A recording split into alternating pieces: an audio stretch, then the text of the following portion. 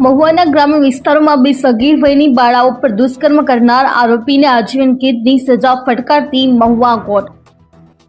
કમલેશભાઈ કેસરી ડિસ્ટ્રિક્ટ કોર્ટમાં સરકારી વકીલ દ્વારા મહુવા ગ્રામીણ વિસ્તારોમાં બે સગીરા ઉપર 54 વર્ષીય વૃત્તિ કરેલા દુષ્કર્મના આરોપીને સજા સંભળાવવામાં આવી છે અને તેમને આજીવન કેદની સજા ફટકારવામાં આવી છે। દુષ્કર્મના આરોપીને મહુવા કોર્ટે આજીવન કેદની સજા અને બંનેને 4 લાખ રૂપિયા વળતર આપવા હુકમ કર્યો। आरोपी गोलणभाई चीथरभाई मकवाणा उम्र वर्ष 55 ने आजीवन केदनी सजा फटकाराई।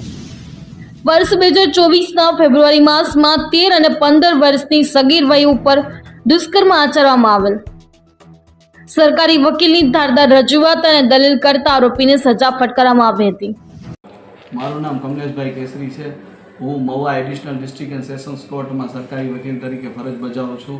મહુવા તાલુકાના મહુવા ગ્રામ્ય વિસ્તારમાં એક વૃદ્ધ જેની ઉંમર 55 વર્ષ નામે ગોલણભાઈ ચિત્થરભાઈ મકવાણા, જેઓએ સને 2024 ફેબ્રુઆરી માસમાં પોતાના ઘરે સગીરા ભોગ બનનારની 1 નંબરની ઉંમર 13 વર્ષ અને ભોગ બનનાર 2 નંબરની ઉંમર 15 વર્ષને પોતાના ઘરે બોલાવીને વારાફરતી બંને બહેનો ઉપર દુષ્કર્મ આચરેલ અને જે દુષ્કર્મ આચરતી વખતે તેણે વિડીયો પણ બનાવેલ હતો, જેની ફરિયાદ ગ્રામ્ય પોલીસ સ્ટેશન મહુવામાં નોંધાતા સદર ગુના એડિશનલ ડિસ્ટ્રિક્ટ કોર્ટ મહુવામાં ચાલી જતા AS પાટીલ સાહેબે સરકાર તરફેના પડેલા મૌખિક પુરાવા 17 અને લેખિત પુરાવા 53નો યોગ્ય મૂલ્યાંકન કરીને આજરોજ આરોપી ગોલણભાઈ ચિત્થરભાઈ ઉંમર વર્ષ 55ને જીવે ત્યાં સુધી એટલે નૈસર્ગિક મૃત્યુ થયા ત્યાં સુધીની સજા ફટકારેલ છે અને બંને ભોગ બનનાર દીકરીઓને 4 લાખ રૂપિયા પુનઃવસન માટે વળતરનો હુકમ કરેલ છે।